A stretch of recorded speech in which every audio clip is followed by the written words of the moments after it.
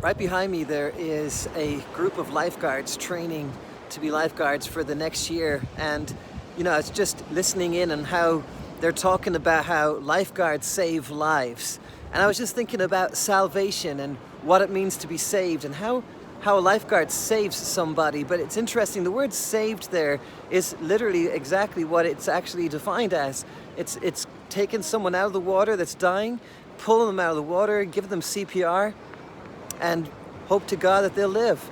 It's the same for the believer when we preach that one must be saved. But the question is what are we saved from as believers? Are we saved from just bad manners or addictions, or saved from a bad lifestyle so we can live better? What are we saved from? To be saved is very different than to be reconciled. And a lot of our gospel message can easily just focus on being reconciled and coming into a relationship with Jesus, but we don't really see the urgency in that.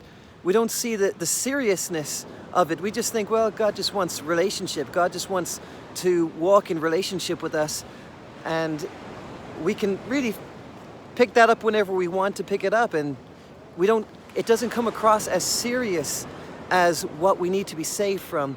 See, salvation is an eternal salvation. Jesus himself was the one that taught us the eternity that awaits those that are without him as their Lord and Savior. In John 3:16 it says, "For God so loved the world that he gave his only begotten Son, that whosoever will believe in him will not perish, but will have everlasting life." To perish doesn't mean to be annihilated. It doesn't mean to cease to exist, but to perish, as we know, is an eternal consequence to sin.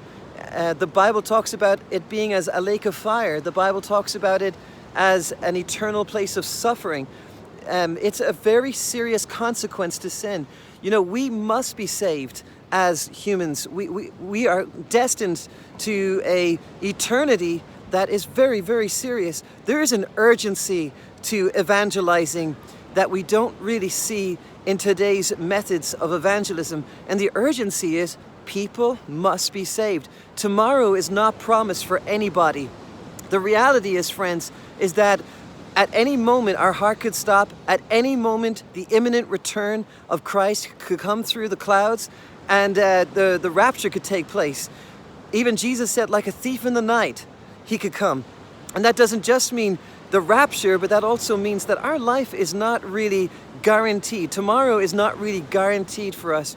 Here's my question for you today is, are you saved? Are you confident of your salvation? Are you assured that you're saved? Are you sure that you're going to heaven? Because you know what, my friends? It's more than just a betterment treatment that God gives to us. It's more than just a happier life. It's more than just what we can get out of it in the temporal, but it is an eternal reward that we get, or consequence that we get to sin. So think about that for a few minutes.